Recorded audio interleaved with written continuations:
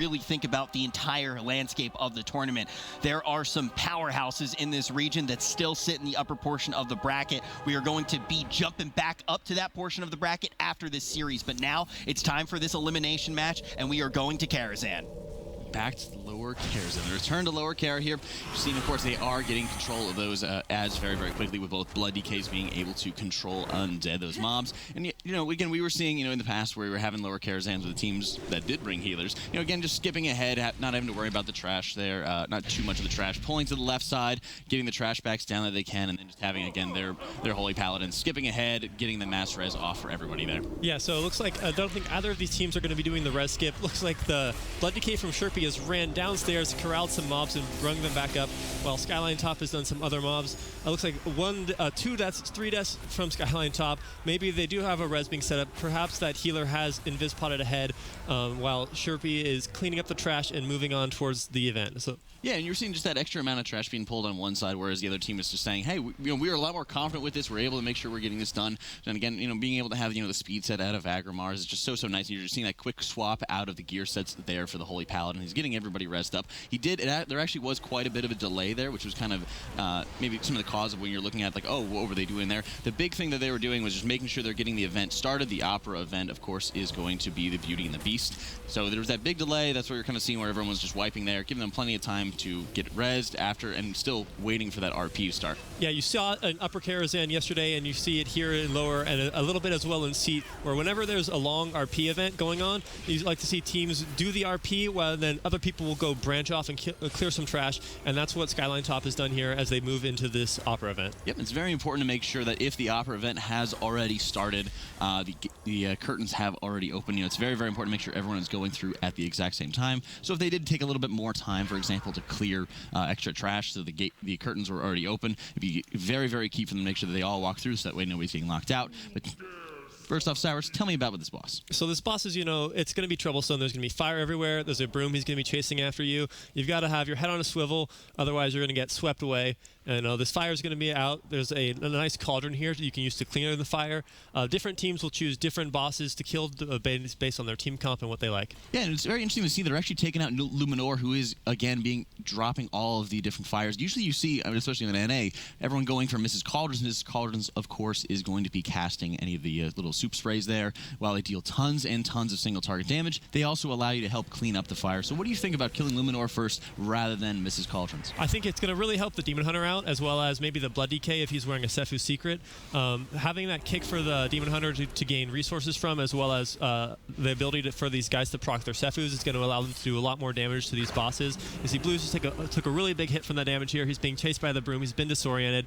He's got wings popped, so that's obviously a bad feeling when you've got your cooldowns running and you get disoriented. Well, it's absolutely a horrible feeling there, where you're seeing, you know, because they focused on Luminor first, you know, again, you want to make sure that you're not having any of the extra fires that you really want to be dealing with. But again, Bablet is just running free, and it's making so that the Warlock really is, you know, just getting time to dot everything up and then start running for his life. And so we also see the importance of even the strength of sending ahead a healer there to start the RP, where Shepi is starting this boss a minute and a half later than Skyline Top started the event. It was around a minute 30, a minute 50 or something that Skyline Top begun this encounter, and Shepi wasn't able to pull the boss until that 3-minute mark swung around. Excellent point. You're also having to see the difference in trash, where they said, you know, hey, we're going to take care of this trash. We're going to make sure we're going through this, and we're not actually going to have that full team wipe. But on the other hand, they're not really getting much of an extra advantage there. And we've seen the differences in trash, for example, when we're looking at like Team No Healer. They did have, you know, that big wipe right after the Opera event, and it caused them to actually have to kind of scramble to get some more mob percentage, and it actually kind of sunk them, really, as we were seeing later into the series, because they weren't able to clinch out that first game. Yeah, we saw Shepi even won some games earlier because of deaths, and now Skyline Top has got 4 deaths on them over Shepi, who's had a clean run so far. But that minute and a half difference versus the 20 seconds from the deaths, you know, like you have to, it's a trade-off, right? Like how much is that death worth to the timer versus starting this RP early? That's right, and you're seeing, of course, Skyline Top here taking on Coggleston, the last of the the little bosses that you have to be taking out here. He is spawning the little forks. They can be quite deadly. Just important to be able to get all these mobs just brought up in together. The extra cleave that's coming out of these spinning forks can be very, very annoying to deal with, and just putting a lot more stress on the healer then, because you are putting up those bleeds that the Paladin has to manage. But thankfully, Holy Paladin is excellent in this instance. Yeah, absolutely. So it's going to be interesting to see how Skyline Top approaches this next big pool. So you can either do it in 1 or 2 pools, depending on how brave you're feeling. When we saw Team No Healer do this earlier, it appeared that they pulled the trash underneath the stage as well as everything else, and then that caused them to wipe when those fire mobs came out and killed them all. And this cool pool that you see Skyline Top doing right here is actually something I saw their friend Skyline D practicing over on Doyu, where they go up and pull all those mobs up there that you normally don't pull, and they're gathering everything. It looks like they're going all the way down to the fire. This is an absolutely massive pool. You see some great discipline from the warrior. Hasn't pressed a single button yet. There's no threat on the table. Cooldowns are about to start rolling, and we're going to see these guys doing an absolute insane amount of pump. What I love what they're doing is they're also being able to have the little spotlights. The spotlights are allowing so much extra damage to be done if you're standing in them. Absolutely massive damage having by the warrior here, hitting about 30 million damage, getting everything in together. You have the final curtains. You need to make sure you're standing out of them. Then those mobs are going to be dying, only incurring 1 death so far here. All you have to be dealing with is a little bit of the cast and crew left over. Absolutely phenomenal pull here. Really beautifully done. Just the Warlock fell, so the major AoE dealers, being that Warrior as well as the Havoc Demon Hunter, Stay Alive, are able to clean it up. They're not going to use a battle res here because there's no reason to waste it on this trash. So they'll just give him a nice slow res, probably going to run off ahead and then mass res or just dropping a pylon. They're saying I'm not even going to waste time getting a res off on you as a healer. I love that as a healer. I'm not going to waste time. That's style. I'm dropping a pylon. Let's get it going. We've got work to do. I'm a fan. Shepi is here doing this pull now. Looks like they're doing it in 2 as instead of 1. And of course, whenever you can make 2 pulls into 1, it's just that much faster. They're moving in below the stage while Skyline Top is cleaning up, getting ready to pull the audience. We'd like to see people pull these lantern guys out here, and then they're going to go in and they're going to pull all of these guests into another huge burst pull. Very important to remember that it is necrotics. You are seeing, of course, these DK tanks just trying to step back from these very massive pulls because getting everything in together, and if you're not able to, for example, have Dancing Rune weapon up, you're not having the additional parry, you're just going to be taking so many stacks all at once there. So you're seeing that, they're Skyline Top here on the left side of your screen is just clearing out the rest of the ushers. They're actually going to be taking, I believe, 4 of the ushers all at once, making sure that they have to be very, very careful, especially if all of the damage is going to get lined up together from those flashlights. Yeah, so these flashlights are, really dangerous. You got to make sure that you turn your back, otherwise it's going to do bonus damage. They go through walls. Who looks like YD spun a little bit too early, so he took full damage. If you're facing these guys, they're going to hit you really hard. They like to go through cooldowns and just do a ton of damage to you. Sherpies, looks like they're getting ready to pull all of the attendants in the middle. The DKs run into the center. Here comes the grip. Skyline Top is doing the exact same pull right now, but they're also 2 pulls ahead of them. They've pulled all of these attendants, and now they're going in the middle. Yeah, it looks like they're also just not, I guess they're going to be relying, Sherpy, this is relying a lot more on their I-beam damage rather than just any extra kind of cooldowns, whereas Skyline Top was waiting maybe for YD's cooldowns, waiting for, the rest of the cooldowns that are going to be available for the group. That way they better be able to burn down these trash mobs. Yeah, so we're going to move towards the next boss in this dungeon, so we'll have to see where they decide to go. People, if you have Lust up around now, maybe you're going to head towards Moroz, because he's often considered to be extremely dangerous, or maybe it looks like Skyline Top might be headed over to Maiden of Virtue. There's a really nice pool that we see here where teams are going to send their DK to skystep down this entire hallway and do a grip and then a massive AoE pool, and it's executed right. It saves so much time, and it's really beautiful. You're talking about saving time. You are seeing Team Sherpy here pulling the extra ushers into the rest of the audience there to try to get that extra depth. But you are seeing, of course, the tank just taking so much damage. I believe he did actually fall there when he was trying to kite out the rest of the trash pulls. The necrotic, and he stacked up necrotic so rapidly because I don't believe that he had Dancing Rune weapon back available to him.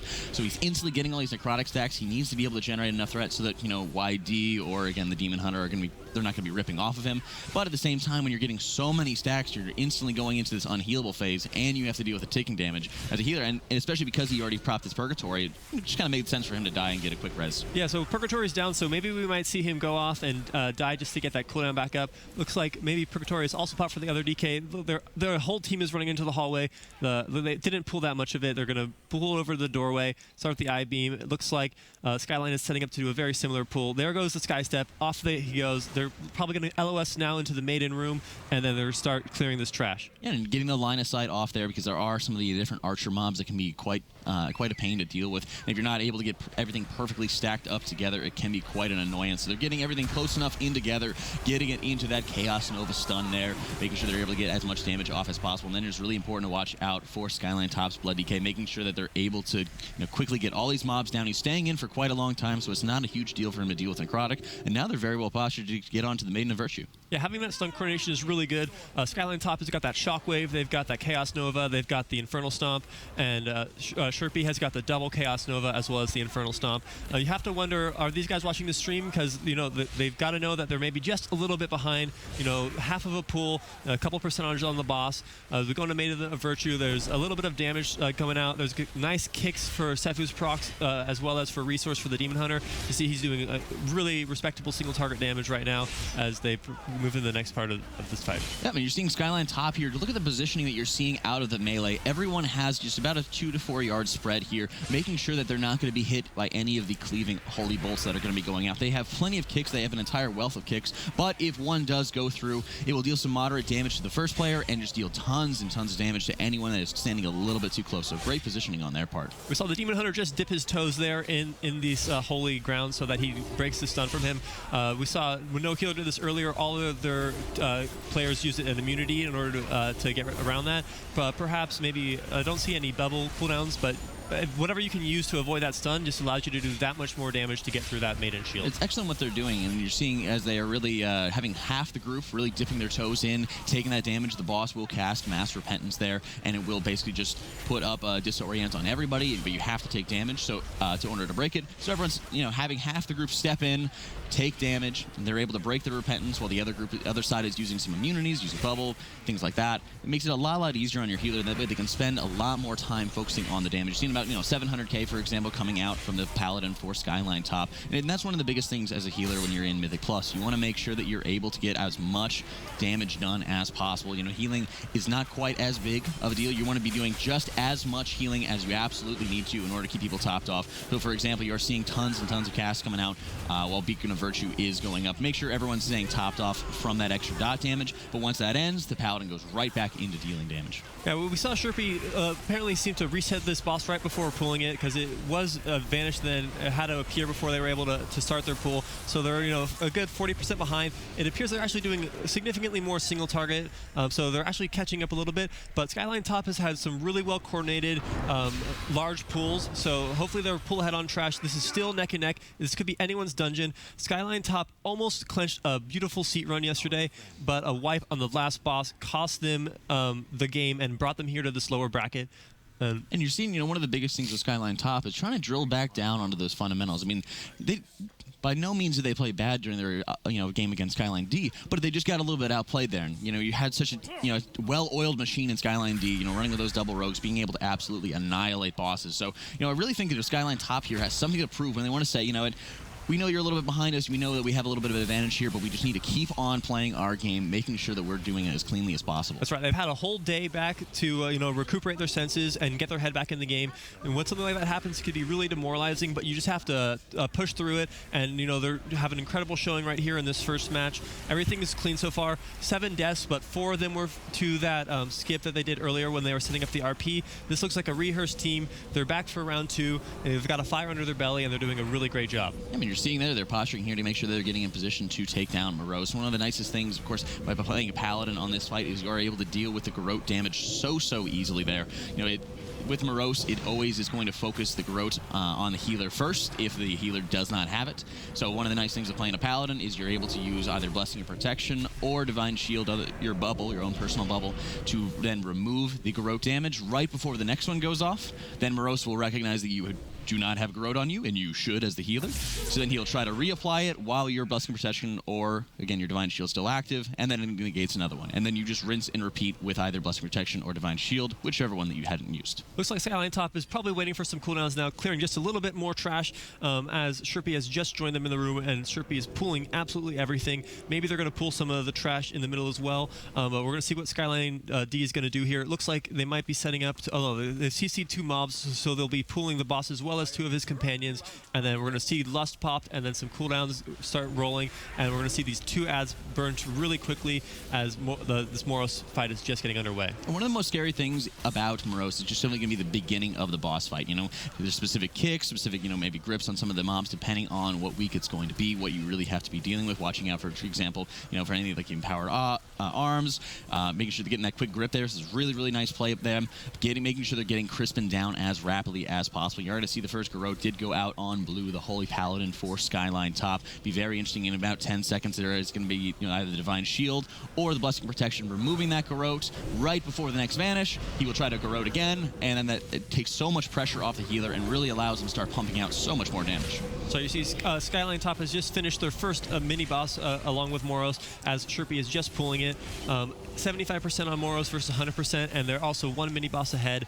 As a healer on this fight, what are the classes you have to look out for? Who takes the most damage from Garrote, and who is the least? Who you have to worry about the least? Well, one of the things with what you're talking about as a healer, it's not necessarily as a healer as a Holy Paladin or as any other healer, right? It's interesting to see that blue is actually not taking advantage of Bop or of Divine Shield to actually allow the Garrotes to go onto other targets here. So it is kind of scary to watch, as some of these people can drop very, very rapidly low. Paladin does an excellent job here because once you're able to have a lot of the mobs just taken down, once you only really have to be dealing with Moros, as you're seeing right here, as they're just burning him down. You can get everybody stacked up, you can get everybody into your Light of Dawn healing, and it's not too worrisome. One of the biggest things is just making sure any of the casts that are going off, and like I said, usually it's going to be the very beginning of the boss fight that's going to be most deadly to you. Once you get into this controlled scenario where you're saying, hey, I know everyone is in a safe spot, I know that we're able to just focus on AoE healing alone, it's so much better. But I am still concerned about why they didn't take advantage of the Divine Shield or on the Bop to make sure that the first 2, 3, 4 Garrotes are completely negated. And now for the players at home who aren't sure why these teams are pulling the boss the way they did with the CC, for each one of these ads that are up alongside each other, they're all going to buff each other, which is going to make them do more damage and cast faster, which makes them a lot scarier. If you bring 100 to this dungeon, you can actually freezing trap one for the entire duration of the fight, but the Ghostbuster traps in here are only going to last until Moros hits 50% when they will break.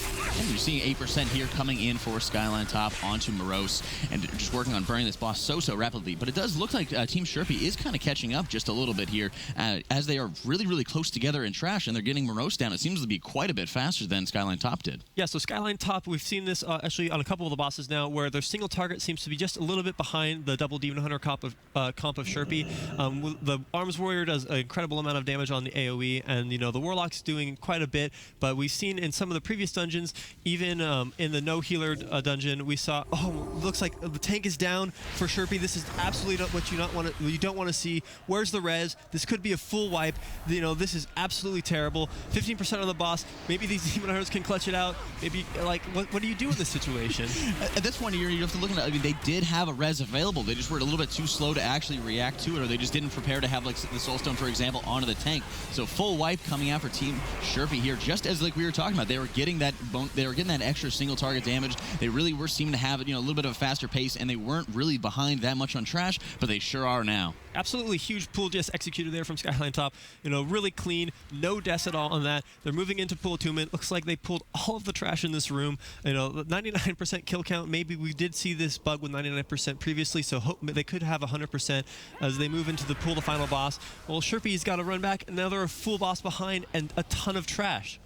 Huge trash percentage here. And as we're going into Adamant here, the big thing to keep in mind is the different phases you have. When Adamant is on midnight, you will have debuffs going out on every single person in the room. One of them will be a specific ghost that's going to be appearing on you. That is the one that you need to dispel. Otherwise, it's going to basically just wipe your raid, deal tons and tons of damage. You need to be able to burn midnight in order to dismount Adamant at 50% HP. Midnight will then run out and start regenning HP.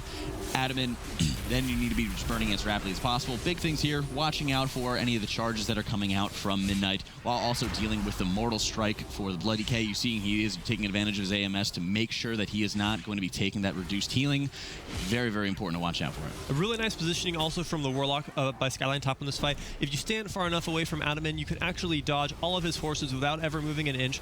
Players like to run in close to mobs, and then you find yourself dodging horses, and all that movement could be a significant DPS loss, and it puts your life at a great risk. And if you stand at the wrong range, a horse could spawn on you and really ruin your day. Yeah, you're seeing a full screen here coming out for Skyline top. It is their map to lose here as they are burning down the last of it. Paladin just getting stuck in a corner there and goes down. Very important to get the res off because they do have the debuff coming out. He quickly gets res. They do need to take care of the dispel. They get the dispel off very, very quickly because that ticking damage that comes out when all those debuffs come out can be such a pain. But yeah, in that situation, you need to be able to stand close to the boss. You really need to watch out for these horses that are coming out. Another thing is when you're having to make sure that because you are in such close proximity to Midnight, which is mounted by Adaman will still strike players that are within range. So it's very, very important to be able to be quick, react to those heals, and stay on your toes just to make sure you're not getting taken out by the horses like Blue did. That's right. Unlike the Disc Priests, Holy Paladins as well as Resto Druids like to do their damage in melee, so he just happened to be caught between a horse and another horse there, and that spelled the end of his life. But this is also the end of Adaman's life, and then it's just one more horse to fall, and then that will be revenge for Blue, and the dungeon will be Skyline tops. That's right, and as they're burning down Midnight here, there is the Enrage, which is dealing additional damage. You are able to, again, run around the corner here if the damage gets a little bit too high from the stop there. Run around the corner to get a line of sight, but they don't even need it. They've got wings up for the Paladin, just dealing so much damage, absolutely annihilating Midnight here. Looks like they might be needing that extra little trash percentage. It looks like they will be going up the stairs, make sure they're getting one trash pack down there just to be able to seal out this dungeon. But as you were seeing for Team Shepi, their tank didn't res, so it's just all on just getting this one trash mob down, and while these can be pretty deadly, all you got to take down is one here. So Shepi's hopefully using this time, they maybe choosing a nice map that they can come back and clench game 2 from them. We see each one of these mobs up here is only worth just 1% kill count, which is, so they've just got to kill one to end the dungeon, and that is why no healer wasn't able to clench it out earlier. Really great game, excellently done by Skyline top. Excellent dungeon. Yeah, Skyline top, time to show them the loot, even with those few little mistakes that do come in on the end. I mean, at the beginning of the dungeon, it really looked like we may have an early upset in this series. Shepi, of course, is that 7th seeded team when we originally got here at the tournament, but Skyline top by the end, they managed to giddy up, pick up a lot of time there, and even with your boy Blue getting stuck in the corner there, being taken out, and them needing to go up and get that one additional percent, Jack, they're able to close that one. That's right, and you saw, throughout most of the dungeon there, their execution was really, really strong. They had consistent pulls, they were playing cleanly, so the little 1% there, that's really going to be burning them, for example, when they're going into, say, the next series, or even if they get past, this series going on to that winner's bracket there. It's very, very important that they keep on to this execution. These little simple mistakes, that really was what sunk their opponents there. They just need to make sure they're drilling down and they're playing as consistently as possible. Those little mistakes could really be the thing that costs them as they move forward, but first, they need to come out on top in this series, ladies and gentlemen. We're going to be hopping to a quick break, but when we return, we're going to see Skyline top or Shepi, who will be able to take this one. We are seeing Skyline top coming out on top for now, but they have a long road ahead of them, not only in this series, but the entire tournament. It all starts when we return.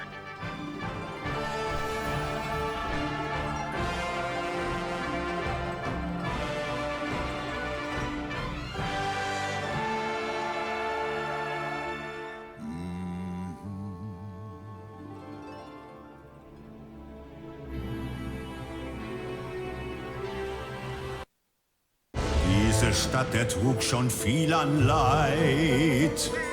Wieder droht nun Unheil aus der Dunkelheit. Seht ihr die Spukgestalten? Es führt kein Weg vorbei. Nun gibt es kein Gezier. Wir kämpfen jetzt und hier. Ja, denn die Ungeheuer sind wir.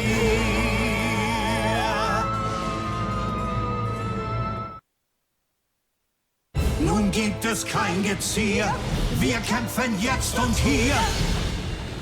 Ja, denn die Ungeheuer sind wir.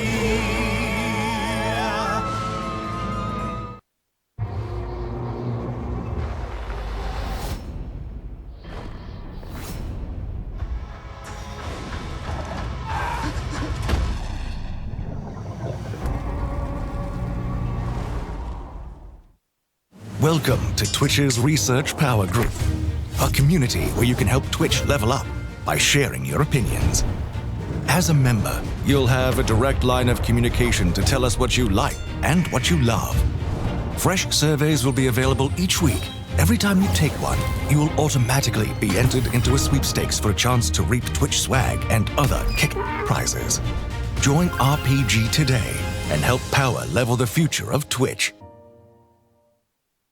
Nun gibt es kein Gezieher, wir kämpfen jetzt und hier.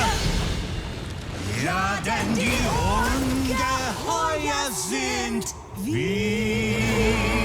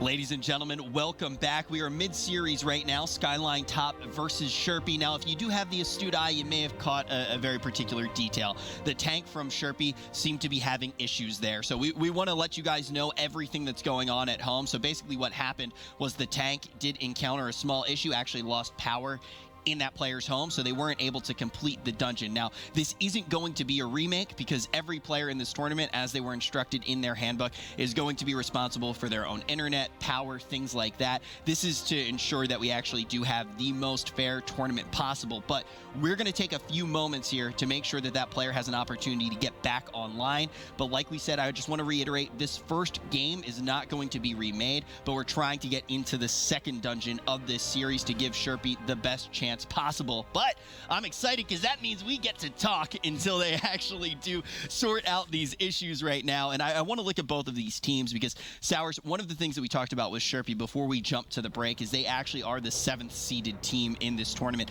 What do you think their best hope is? What is their win condition in this series? Well, of course, they've got to win the 3rd game as well as the 2nd game. You think about what kind of dungeons that they want to bring their team comp to. We saw that their single target on all these bosses was significantly higher than the Arms Warrior composition out of Skyline top. So maybe a nice single target dungeon, or perhaps Arcway, maybe Halls of Valor, and that might play to their team's strengths. And then you add in some good affixes to that, and then you could clinch out a nice game, and then you just have to play absolutely perfectly in the 3rd game and then take the series. I also do want to say, obviously, online play, things like this can happen. That's one of the reasons that we're so excited to actually have the first LAN for the MDI coming up very shortly in this season. That's what this is all leading up to. We're basically going to do quite a few weekends here. We have every single region, our 4 regions, figure out the 2 best teams. Those teams end up going to LAN. This is the first week of that.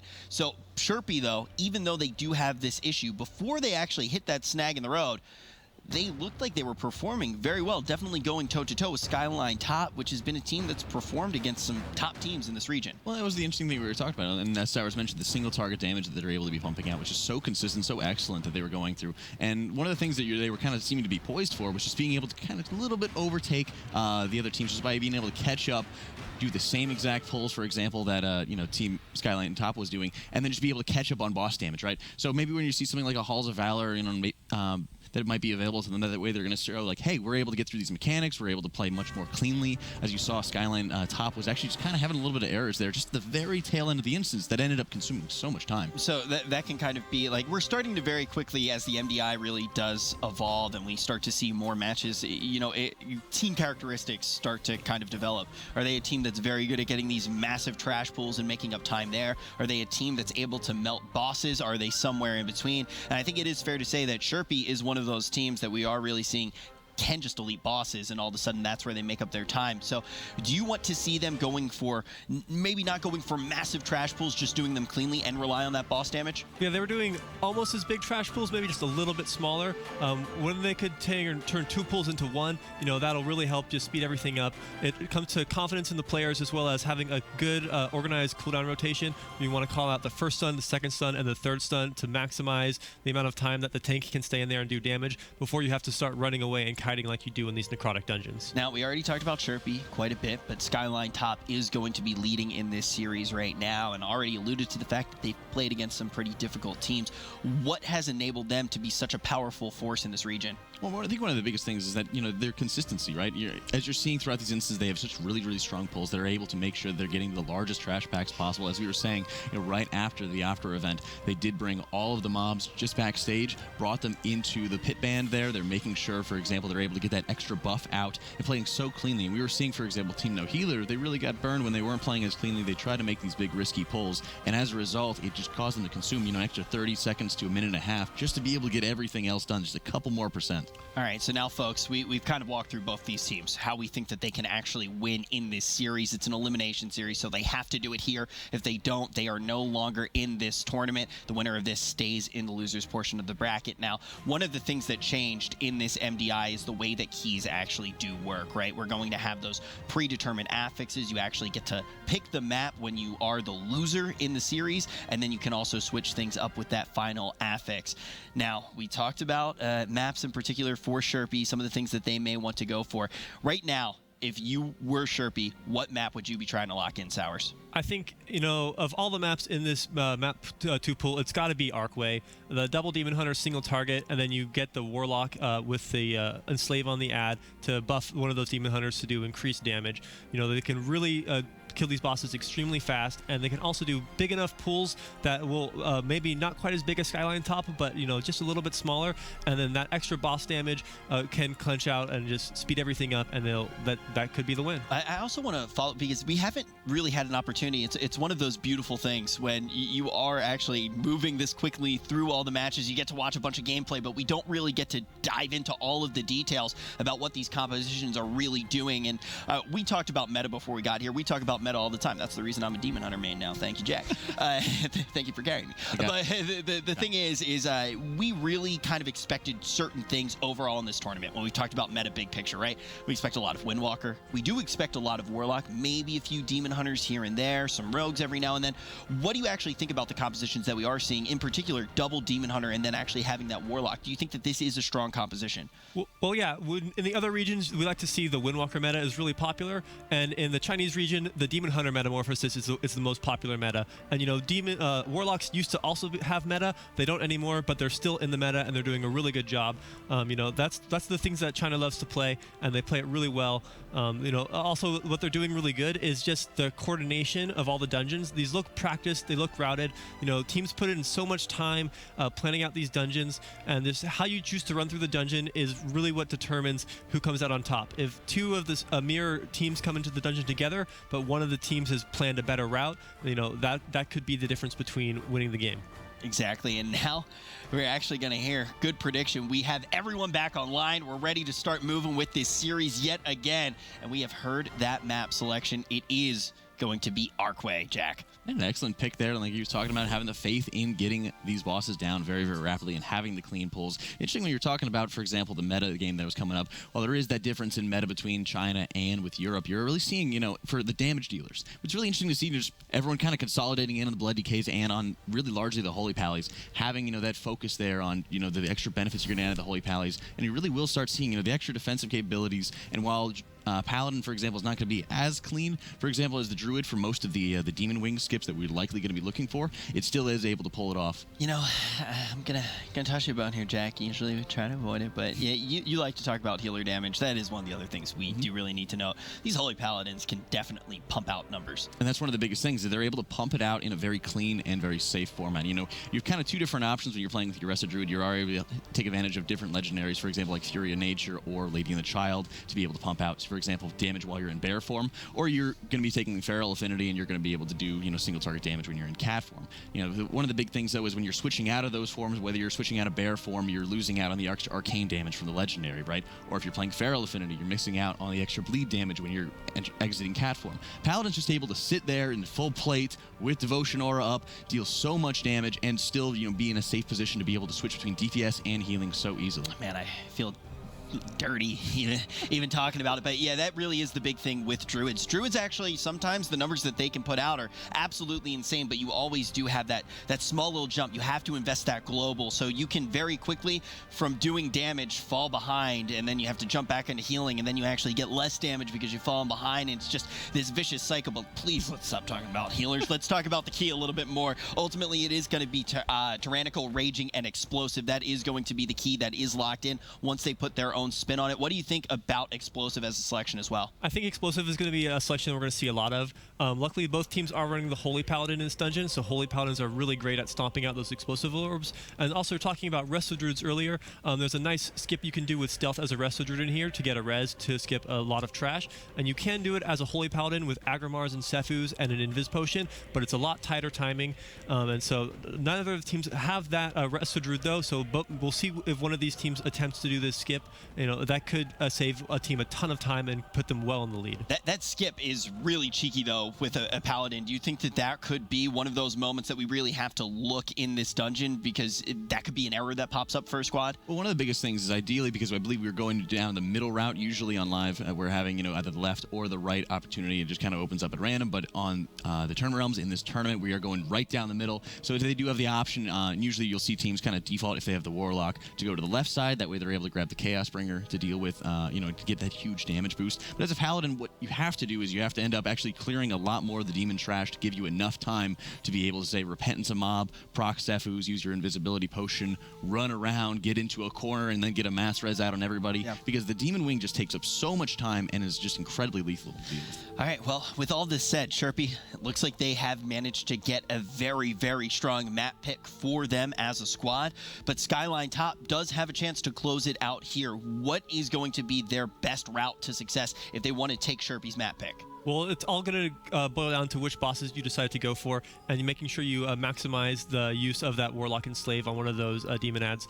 I'd like to maybe see YD does play Fury Warrior on live. I would really love to see him play Killing Machine Fury. The damage buff from killing explosive orbs, coupled with that Warlock buff, he could do an absurd amount of damage on these bosses, really melt their health pools down, perhaps even more than this double Demon Hunter squad, right? We'll have to wait and find out. That would actually be nuts. That's one of those things, like, when you said it, I was just like, whoa, because it's not something that Warriors haven't been something that we've seen nearly as much of as we did in the previous MDI. In the previous MDI, it was like, yeah, jam 2 arms Warriors, just throw stuff on the ground and watch things get pwned. It was beautiful, but the thing is now is that's really not what we're seeing, not at all. And YD's kind of been one of these guys. You even said it yourself. He's kind of an all-star in this region, and he is known for playing Warrior, but Fury, not something that we necessarily expected to see. Yeah, he is one of the top Fury Warriors over on Warcraft logs, but I have seen him play exclusively arms in these dungeons. I would like to see maybe to mix it up. China has only had a couple of even spec swaps in this whole tournament.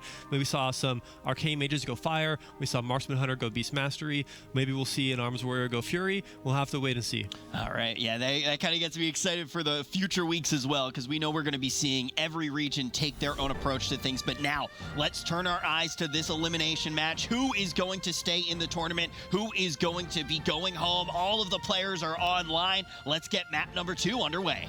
It's great to see again that we were able to get Shepi's tank back online and be able to experience this Arcway again. Fantastic dungeon and a wealth of choices really that are going to be available to them here. Yeah, so what's really cool about Arcway is there's so many ways that you can go about pulling this dungeon. There's a very good chance that both teams are going to diverge. Looks like Skyline top is doing an absolutely insane first pull here.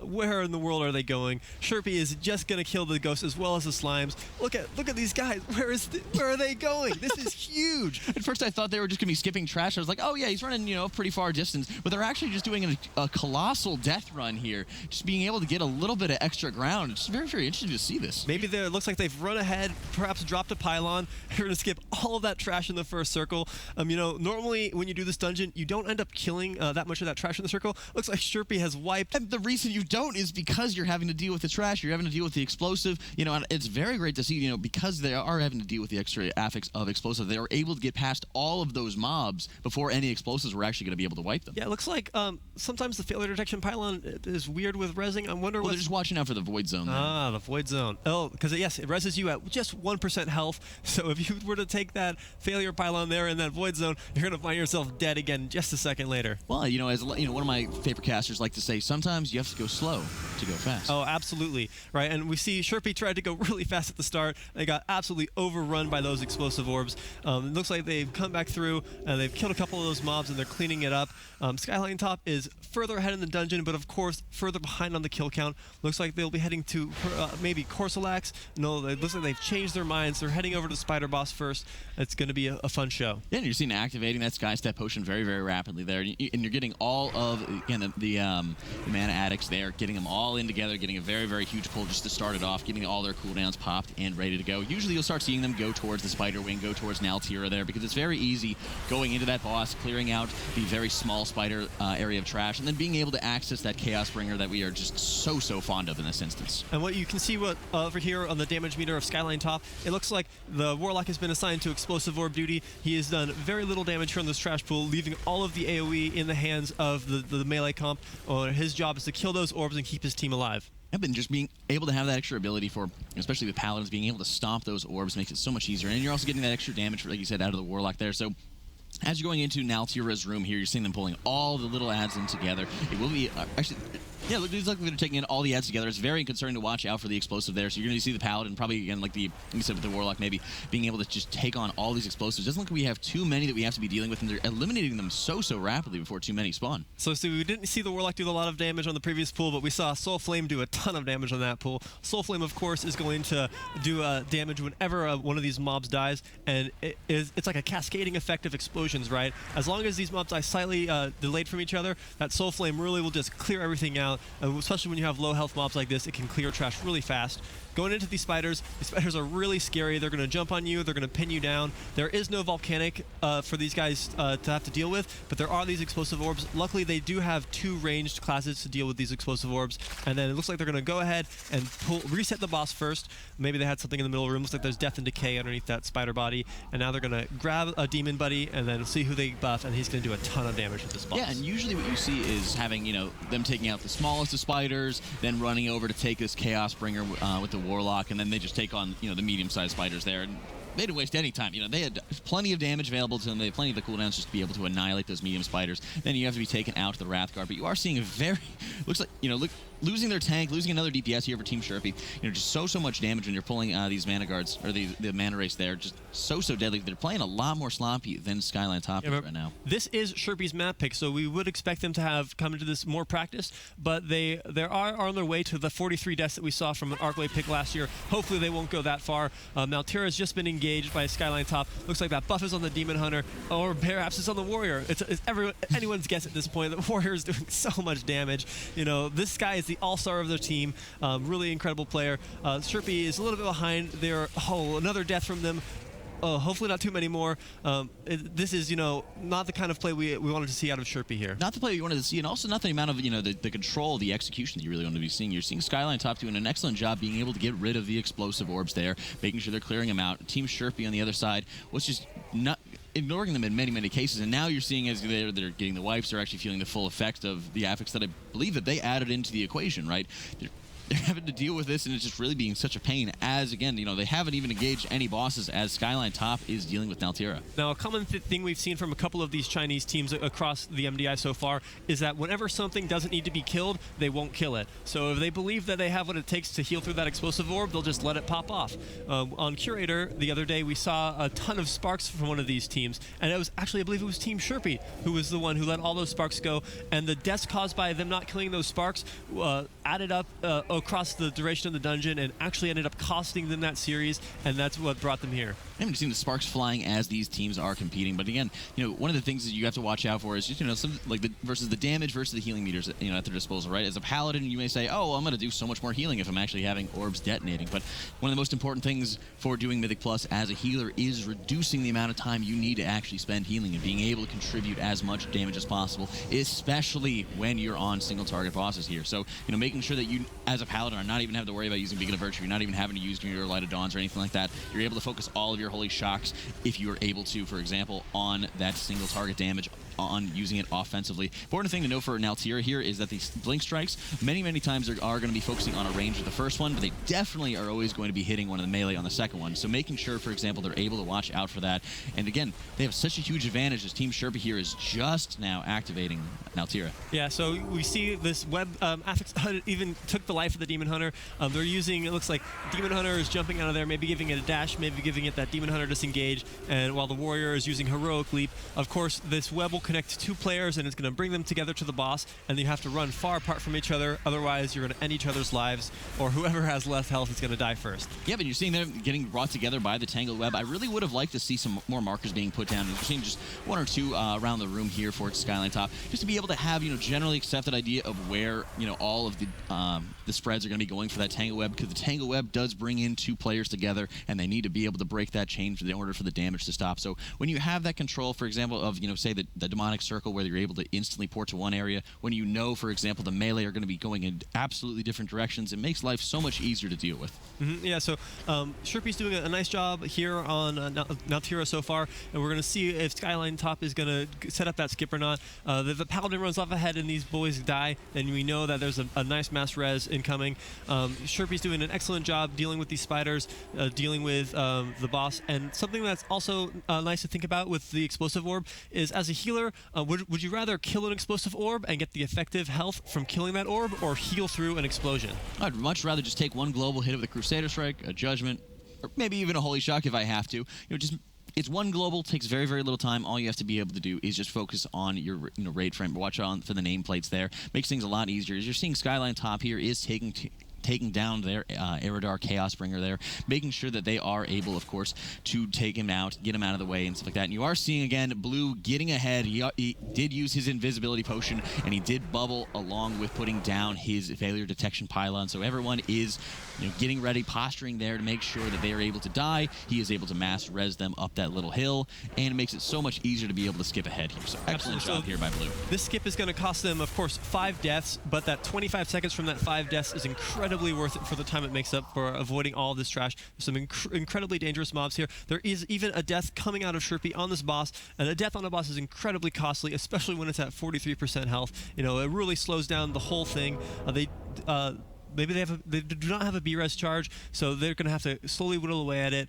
Really. And that's one of the disaster scenarios that you see is when you get in these tyrannical bosses, when you're having a death there, you're just going so much more slowly. And when we're talking about what makes the trash deadly in this Team and Wing, it's really encapsulated by the trash that they really have to kill, that they're kind of just prepping, they're getting ready for, and they're about to engage with right now. Having to deal with, for example, the Chaosbringer, which you can, of course, enslave by the, thankfully. Having to deal with the Chaosbringer, as long as you're able to enslave it, no problem. But you do have, for example, a Wrathlord that they're dealing with, along with the Seer. The Seer casts 2 abilities. He casts the Eyes and he casts the Prophecies. The Prophecies can be interrupted by using Death Grip and by using Gorfian's Grasp, but the Eye of the Beast there did not get interrupted, but it just deals so much damage if they're not burning it quickly. So thankfully they're not on a fortified, but if that eye had gotten off, it would have dealt so much damage to everybody when it's in that raging position. Yeah, really well done by the tank there on Skyline top. It looks like Shepi has unfortunately got 3 additional deaths, and they've made the judgment call that they're going to reset the boss and pull it again, get their team back up and give it a fresh start, while Skyline top is working 1 full boss ahead, on 15%, whereas Shepi's boss is going to be at full health once it resets. This is a boss that does a lot of damage. He's going to do a massive amount of AoE damage when he does his stomp. Would you consider this to be a Pride as boss, or how do you approach Zakal? Oh, without a doubt, Zakal is going to be, Pride as boss. It's going to be making sure you're playing as survivable as you can. We are on these 23, so, it does still deal quite a bit of significant damage here, and you always have to watch out, and it's one of the always things I do whenever I'm running through an instance, just being able to communicate when you get to bosses like these, who's going to be needing extra defensives, because Paladin has a wealth of defensives to be able to give out to the group, being able to use Blessing of Protection, because this is going to be physical damage, that you're being able to use Blessing of Sacrifice while you use your own Divine Shield, and also being able to use Aura Mastery with Devotion, or getting that extra 20% damage reduction to everybody in the group, making sure that they're able to survive. It's very easy to say, oh, I think I'll be able to survive this. I think I'll have the damage reduction needed, but you really must be as safe as possible. Looks like Shepi decided that they wanted to clear some trash instead of pulling the boss, and they've actually wiped to it. It appears they pulled that Seer as well as the top pack, and then maybe they weren't gripping the explosion, they weren't gripping the eyes. Eyes were going off, damage was going out. The DK fell, followed by his friends, while Skyline top is having a great performance here. Zakal on 43%, really clean run. They do have 10 deaths, but of course they did 2 full 5-death team wipes. So this is, in theory, still a perfect run out of Skyline top. Yeah, you're seeing Shepi hasn't even killed any bosses yet, which means they're not even getting their first checkpoint back from killing the bosses. Important to note, every time you are killing the bosses, you are unlocking that extra checkpoint. They're having to run from the very beginning of the instance to be able to get all the way back to Naltira's room. Then they're going to be engaging with the Chaosbringer to seize that, then take out the Fellblades, deal with that. Just so much extra time on the instance that they picked. Absolutely. An important part of doing these dungeons that a lot of people don't appreciate is you spend an incredible amount of time simply running from point A to point B, wiping to one of these bosses without a checkpoint, having to run back from the start of the dungeon all the way to the boss. Costs an incredible amount of time. Here we are coming on 12 minutes into the dungeon, haven't engaged the boss because they decided they want this Chaosbringer buff. Well, Zakal is on 7%. YD has died, so he's not executing. They do have 1 B-res charge, but if they're wisely saving it because they may need it later when a boss is on more health. You never want to see a death on a boss, especially when a boss is at high health like we saw earlier for Shepi. But when it's on low health like this, you make the judgment call. Do we want to pick our friend back up, or do we want to let him sit on the ground and contemplate his decision, and then he'll come back later? Oh, Absolutely.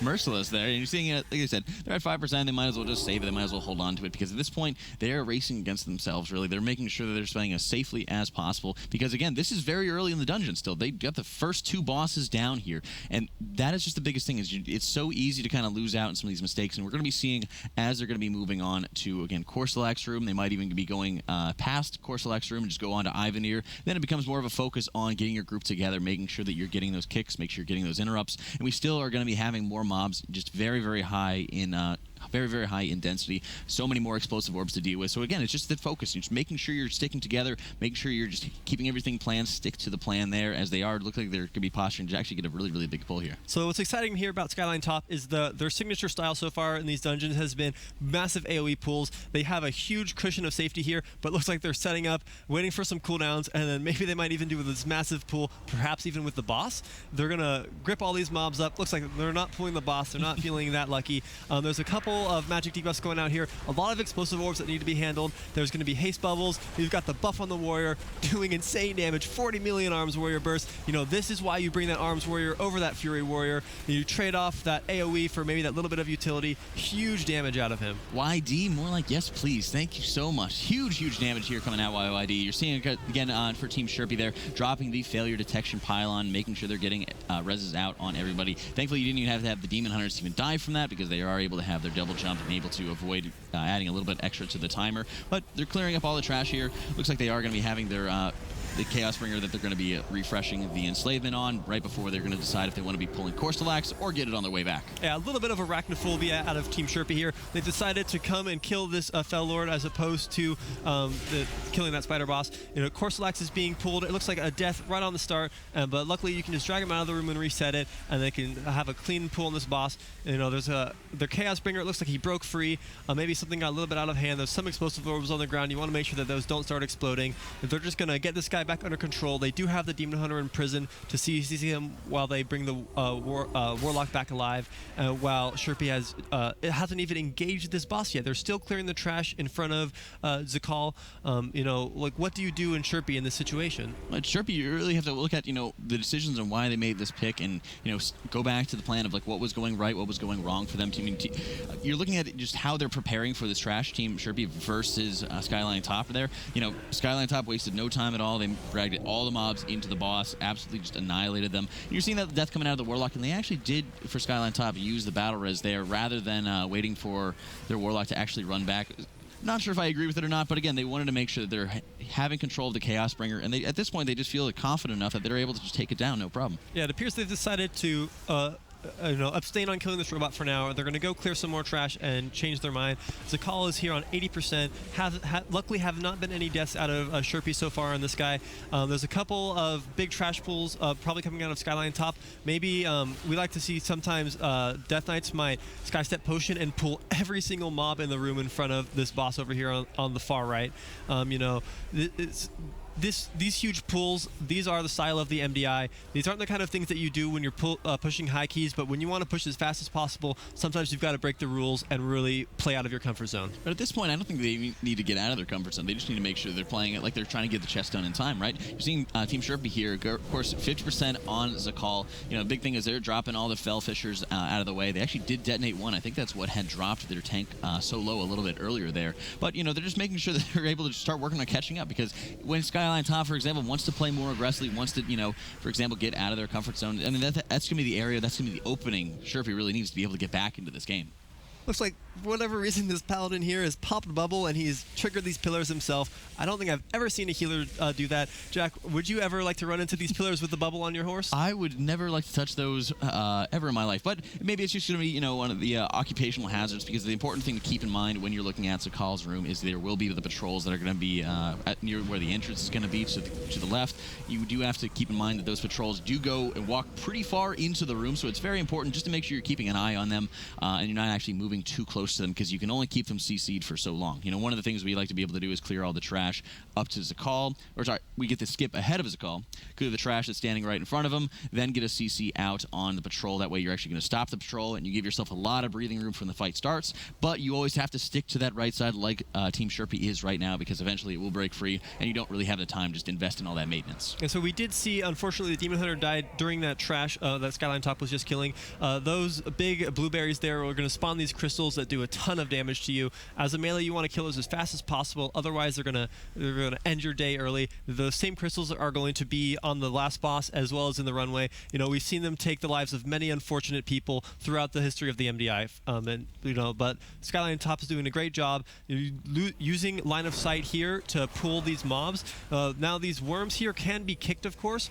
but they will not actually move unless you are out of line of sight of them, and then they'll chase you and they'll stack nicely so that you can kill them together. Yeah, but it's nice that you're not even you're able to get all of them up in there together. You are having to deal with the warp shades, which are without a doubt the most deadly, having the phase breach, and also having the reconstitution there. A lot of the focus in this wing just starts focusing on getting as many kicks as possible out on these mobs, making sure they're not healing themselves up to full, and making sure they're not having that huge nuke. So it's it's double form where you want to get the worms and those shades line of sighted to you, because you want to make sure that you're not going to get damaged by the phase breaches as they're casting and moving towards you, and you want to make sure that all the worms are going to get nice and stacked up for you easily. And I quite like the style actually of the Skyline top route here in this dungeon. By going to Ivanir first as opposed to going to that Korsalax robot boss, of course if they do die on the last boss, there is a checkpoint after every boss, so by coming back to Korsalax, they'll actually have a shorter run back in the event of a full team wipe on the last boss, so a little bit of safety out of them, because of course running around in a huge dungeon like the Arcway here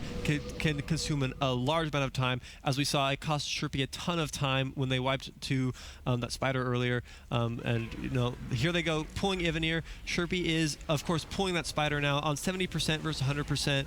There's a couple of scary things you have to look out for on Ivanir. That big triangle will kill Warlock pets, so hopefully it doesn't kill this Chaos Bringer here, because he is there to help these guys out. The buff is looks like on the Arms Warrior. He is the all-star, of course, of this team. We want to make sure that the all-star is being pampered at all times, so that it feels good to be the guy getting the buff, right?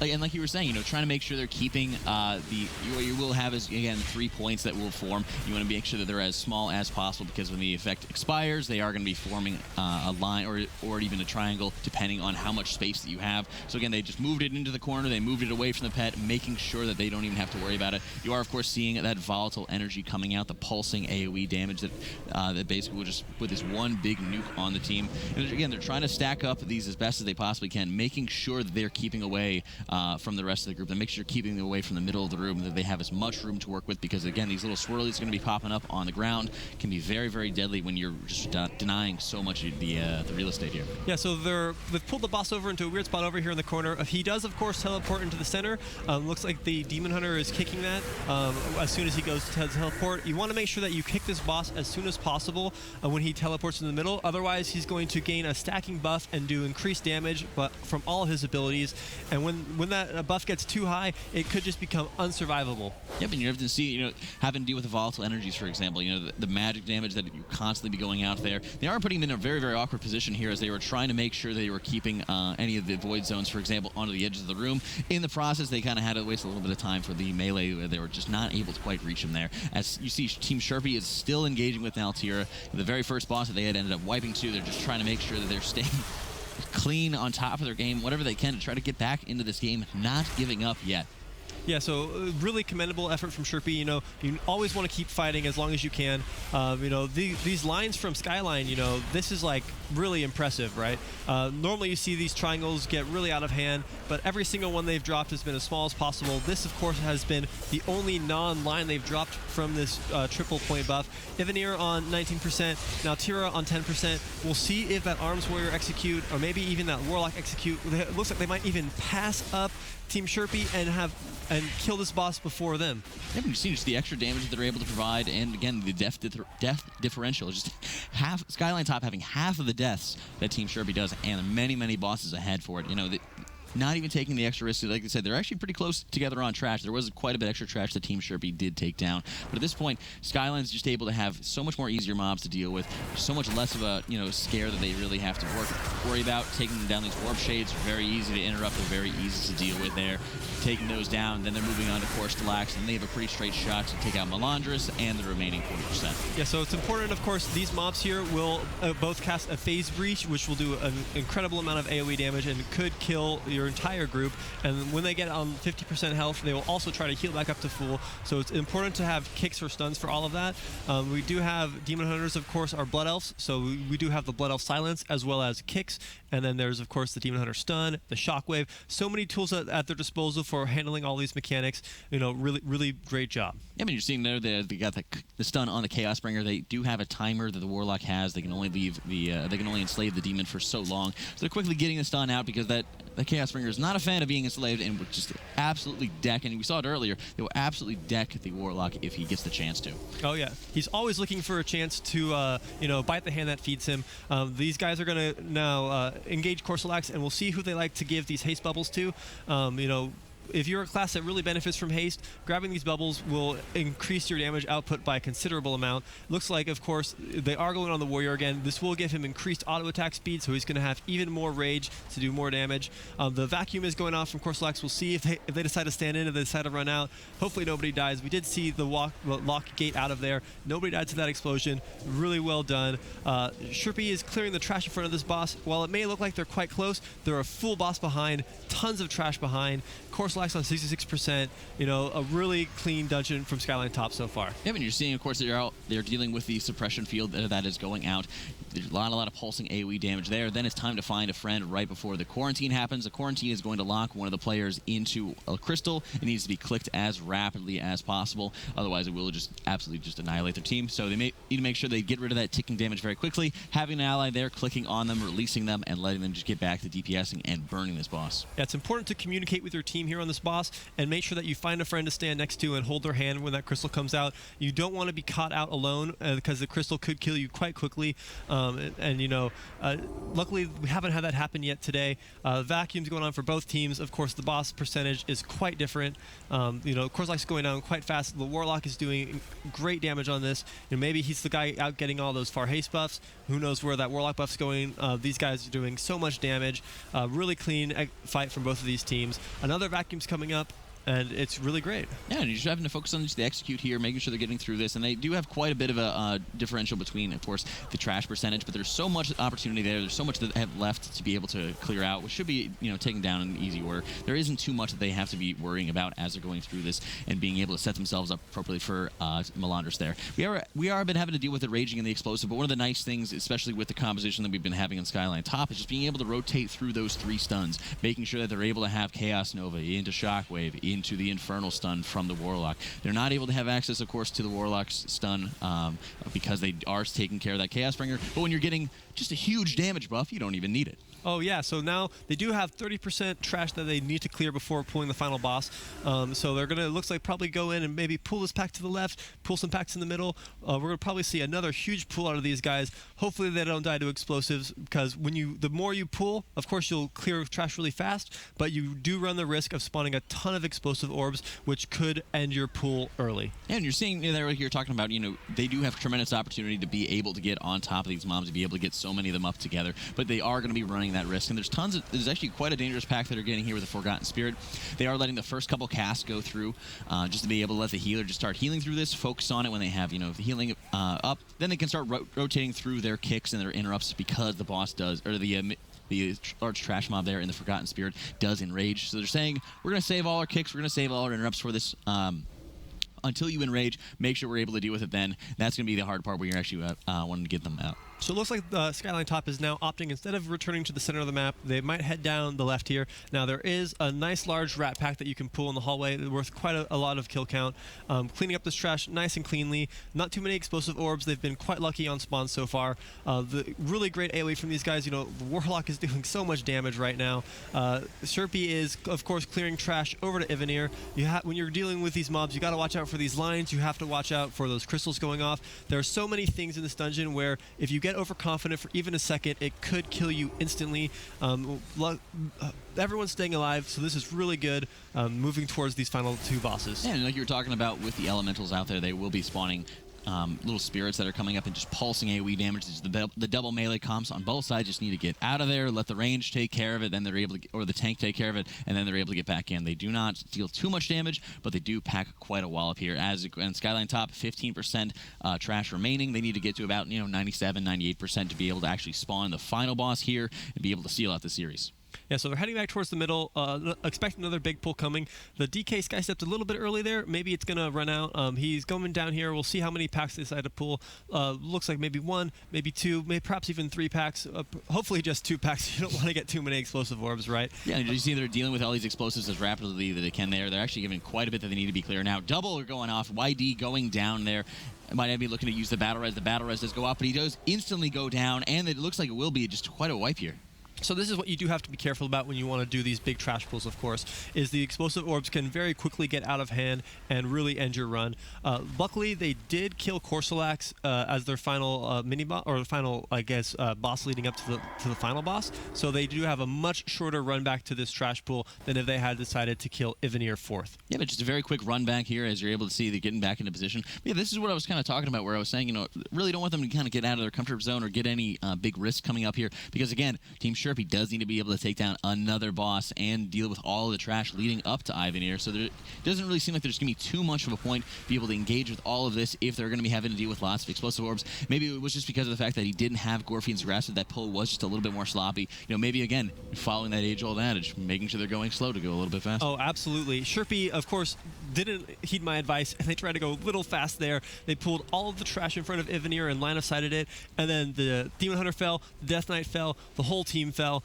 They've got just a couple of mobs left to clear up, and then they should have a clean run over to this boss. It will be, of course, their 4th boss, but Skyline Top has already cleared a 4th boss, and they're moving on to their 5th. Just a couple of percentage left until he spawns, and then it's just that to clinch the series and continue their run here at the Mythic Dungeon Invitational. And that's what we were talking about. Skyline Top was actually just having quite an impressive performance as we've been going through this, but getting knocked down into the loser's bracket by their sister team, Skyline D. And this is one of the things you wanted to see, is just these true teams, these teams that say, hey, we've got something out there to prove. We went against the #1 seed. We lost. We want to be able to get back up there and still go to the LAN later into the summer here.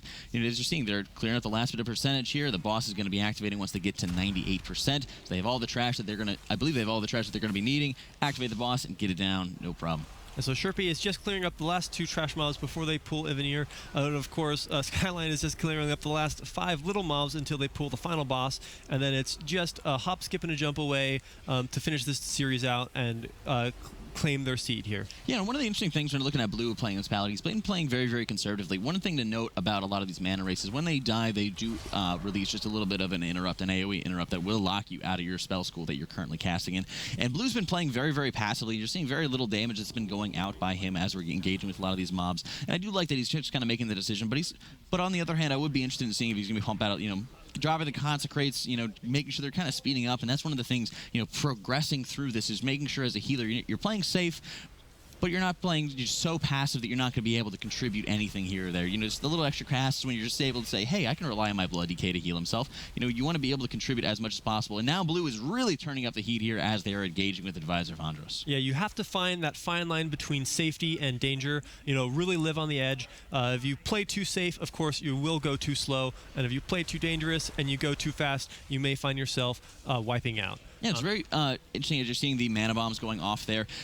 Periodically, of course, during this fight, Advisor Vandross will drop little mines that will explode after a short period of time. And as you've seen, they're trying to make sure they're moving down into just a singular direction around the room, making sure they're dodging that Forgotten Spirit that was patrolling around. It's very, very important to make sure you're kind of moving in the same direction every single time, that you're leaving all those mines away behind you, making sure that you are not, for example, in that kind of precarious position that they were in where they had the mana bombs going off that would push you back and you need to just run against to avoid the damage or to reduce the damage going out. But make sure you're not running against those bombs, running into mines and being in such danger. So what they're doing here, I really, really like. They're able to, again, be able to run against these and quickly just start moving back because they are on top of just fresh mines, so they do have another 5 or 6 seconds to be able to get out of the way. They're going to start moving back now because those mines are going to be going off, and they're making sure that they're not getting hit by any of them. Yeah, really great movement out of Skyline top here. That's really been the song of all the top teams. We expect to see it in the upcoming regions as well. Really well executed movement is going to be the determining factor between the best teams when it all boils down. They haven't had any trouble so far with Vandros. I don't believe anybody's been hit by these crystals yet. At 50%, which are about to push, here we see Banish in time. They're about to be teleported off into the dungeon. We'll see where they go. A couple of these paths are slower than others. You want to be able to skip these mobs on the run back if at all possible because they are very dangerous. This is one of the longest run backs that you can get, and I believe they can skip one of the mobs if they get lucky with pathing here. You do need to be careful. You see an incredible amount of damage coming out on these guys from these mobs as they run back towards the boss. And that's one of the things when you're running with a double melee comp is any of these mobs right here deal tons and tons of damage if you are stepping into that AoE radius there. So you're having, again, 3 members of their group just taking that pulsing damage, but you have to make sure that it's going to be paying off for them because they want to be able to get them down as rapidly as possible there. So it's going to be very, very important just to be able to kill them very, very quickly, and it doesn't look like they're going to be able to skip too many of them, or that they don't really want to be able to skip too many of them. So again, as a healer, you have to be focusing on, if you can skip them, or if you have a heavier range composition, having them stand out of range there. But at this point, they can have the longest path they want. They've played so cleanly throughout this dungeon, making sure that they're getting these taken down so rapidly and playing cleanly. This is it. At 50%, they're stepping back into the bubble. They are not banished in time any longer, and the mechanics continue, along with one new one. Tell me about it, Sowers. Yeah, so Shepi unfortunately had a death there at the very end of Vandros. They're heading back towards the center boss, but they've got a long ways. It is still possible, of course, that Skyline could wipe here, which could be the determining factor in the game. That would set them back quite a lot, but there is a huge death differential here in Arcway. We have seen, of course, larger death differentials in the past, but this is something that they could still, in theory, lose this one. But as long as they play safe and play smart and don't get too ahead of themselves, they should do just fine. Shepi's about to engage this last boss. They should have kill count, and then it's their game, right? I mean, you're seeing 28% here left on Advisor Valandros. You see are seeing the unstable mana going out again on YD. It's going to be pulsing out a little bit of arcane damage just at the feet of the players. They need to keep on running it out. And again, as we've been seeing this theme of constantly running with double melee, they're doing an excellent job making sure they're getting it out of the group, pulsing away from everybody else, not interfering with everybody else's jobs, getting all the damage out. And I love that they're just trying to move out around a lot, getting around the room. It might be a little bit inconvenient for the Warlock, but it's just so convenient to make sure that nobody's going to be accidentally falling into any of those little mines there, hitting any of them and just having any little unnecessary deaths. Yeah, they have a ton of real estate to play with here in Advisor Vandros' room. Just going to do a little bit of ring around the rosy and continue the way around it, making sure to kill explosive orbs whenever possible so that they don't kill them instead. Only 9% is remaining on this boss between them and advancing here in the lower bracket, and it looks like Shepi, maybe they've running back from the start. Just a little bit too little too late here. Skyline top here, 1% left, taking down Advisor Andros and moving on. And show me the loop, because Skyline top going to be able to do it with a hot 2-0. They deserve some Titan forging going on in that chest.